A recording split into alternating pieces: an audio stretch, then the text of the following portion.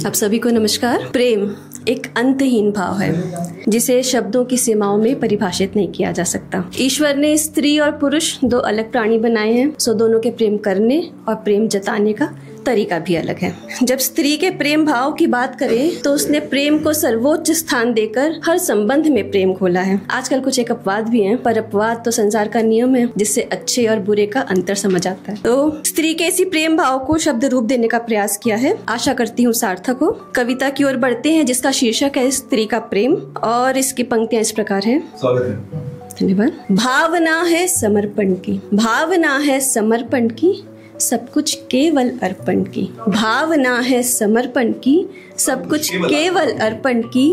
मांगना ना चाहे कुछ भी, केवल बदले में कुछ पल जो हो बिल्कुल निश्चल। क्या बात। धन्यवाद। जैसे अंबर है अनंत, जैसे अंबर है अनंत और सागर का ना कोई अंत। जैसे अंबर है अनंत और सागर का ना कोई अंत, मन भी उसका इसी प्रकार करता सदा ही प्रेम अपार। ना बांधे तुम्हें किसी डोर से, ना बांधे तुम्हें किसी डोर से, ना रोके तुम्हें किसी छोर से।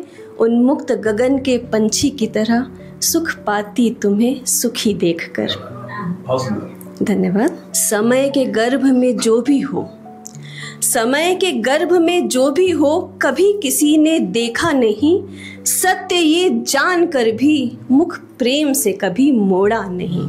रूप अनेक है प्रेम के उसके, रूप अनेक है प्रेम के उसके। भाव सदा नदी सा निर्मल, किंतु त्याग जब चाहे जीवन, बन जाए मन पर्वत सा अटल। क्या बात। धन्यवाद। शब्दकोश कम पड़ जाएंगे, शब्दकोश कम पड़ जाएंगे, जब व्याख्या करने हम जाएंगे। वह भावना तो अतुलनीय है, कहीं ना कहीं हर जीवन ऋणी है। दो पंक्तियों में समाया सत्य है, केवल दो पंक्तियों में समाया सत्य है। समझना जिसे बहुत सरल है, परिभाषा केवल इतनी सी। भावना है समर्पण की, सब कुछ केवल अर्पण की।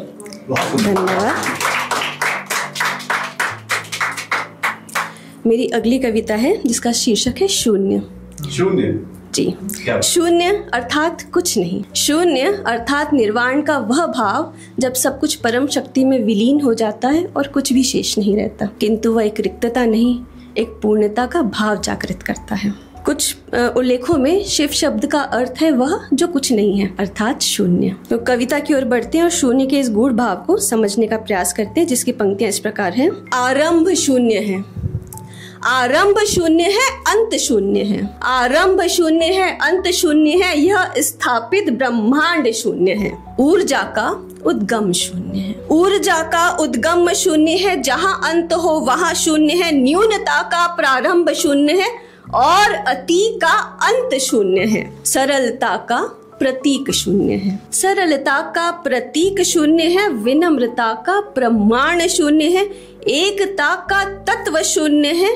संभावनाओं का उदय शून्य है। शून्य सफल है, शून्य सफल है, शून्य विफल है। प्रगति का मंत्र शून्य है, दुर्गति का भी मूल शून्य है। चेतना का प्रारंभ शून्य है, चेतना का प्रारंभ शून्य है। जड़ का भी तो कारण शून्य है। पुण्य कार्य का ध्येय शून्य है, पाप का भी तो श्रेय शून्य है। प्रेम का विस्तार शून्य है, प्रेम का विस्तार शून्य है। छल का भी परिणाम शून्य है। भावनाओं का भार शून्य है, इस जीवन का सार शून्य है। पूर्णता का भाव शून्य है, पूर्णता का भाव शून्य है। अभाव में भी भाव शून्य है।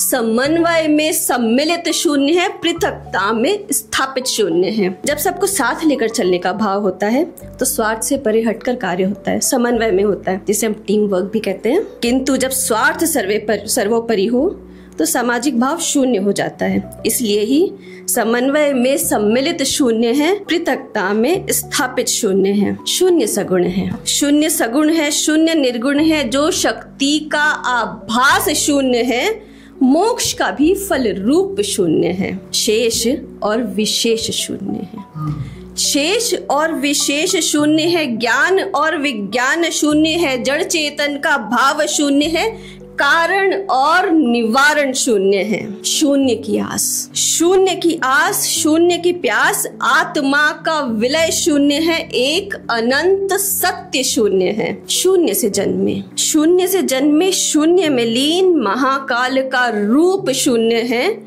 शिव का शून्य ही संपूर्ण है। धन्यवाद। बहुत सुंदर।